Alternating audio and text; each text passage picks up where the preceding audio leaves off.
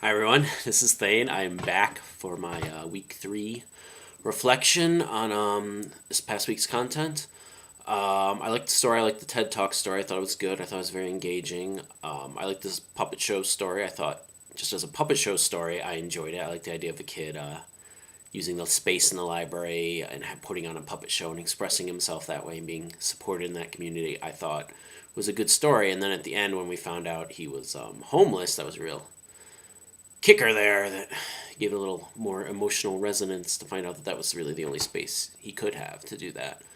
The point of that whole thing seemed to be that libraries are still important. They're still vital because they're community resources, I think, is what the librarian speaking that presentation was getting at.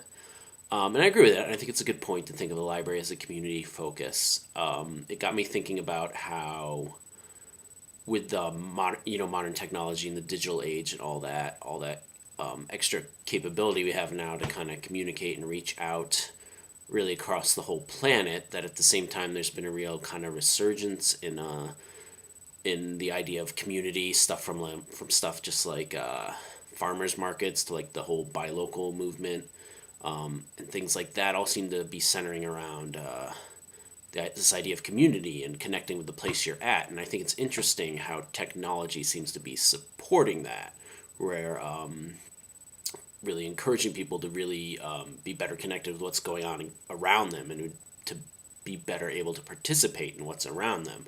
I think it's interesting. Like I work at a small branch library in a smallish neighborhood here in Denver, and there's for the community I live in is called Park Hill. It's the neighborhood, and there's like a Park Hill Facebook page that the library participates in. And I think it's interesting that like Facebook, is something you can talk to somebody in China with if you want, but that people use it to know better what's going on in their immediate community and be better connected so they can be involved in what's going on in their immediate community. So I think it's kind of interesting how technology's enabling that and how people are taking advantage of like global spread technology to really focus in on their immediate surroundings and really foster community that way. And I think it's cool that libraries are a place for that. Looking at this week's reflections questions, top one was how do methods for creative production affect creative outlets for young users? Do more tools make for improved content? So that kind of goes along with what I was talking about with technology, current technology. I think it's making it a lot easier to create on all kinds of levels. I was an art student way back in the late 90s, and I wasn't a film student, but I knew a lot of people were film students, and they spent thousands and thousands of dollars just on film stock.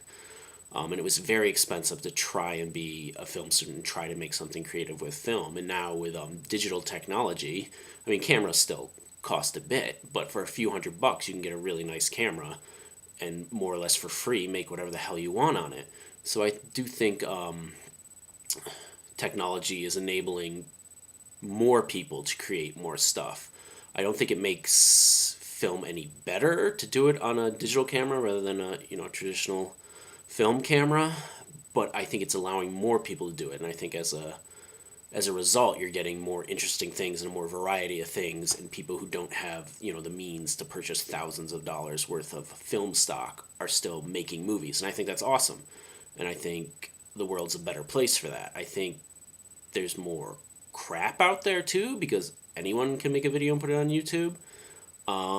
But I think it's worth wading through all the crap to find interesting stuff that people who normally wouldn't be able to make it are now, or traditionally wouldn't be able to make that kind of expression, are now able to make it and able to share it using technology. I think is also a great thing.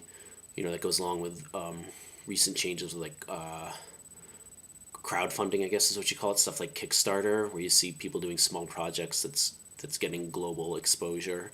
I think is really awesome, and I think it's again making the world a better place. As far as fandoms go, there's a question about fandoms. Let me see what this question says here. Are you familiar with the concept of fandoms? Have you seen libraries successfully working with fan subcultures? To what effect? Yes, I am familiar with the idea of fandoms. We talked about this last week too with the Maker video talking about making crap you see in movies and whatnot, and how fandom can be a good thing, can be a motivational thing. So yeah, I mean, you see it everywhere. I think you see fan stuff everywhere. One particular example that I've seen in the library is Star Wars. 2 years ago, started this thing called Star Wars Reads Day, where they're promoting reading through Star Wars, and they had a lot of events at libraries. And the library I worked at participated in last year and this year. And it was really cool to see all these people pour into the library. Like, it was very popular. We had hundreds and hundreds of people coming into the library, all dressed up in their Star Wars gear. Whole families, dressed as Jedis and stormtroopers and whatnot, coming in to kind of celebrate Star Wars. And we had a bunch of, it was mostly like kid-focused Star Wars activities, like make a pool noodle lightsaber kind of thing. But at the same time, we're also like, oh, look at all these great books we have in Star Wars, and movies we have Star Wars, and comic books we have in Star Wars. So kind of like connecting people to all this available material in the library to go along with Star Wars and to celebrate Star Wars at the same time, I think is great. I think whatever excites people is great.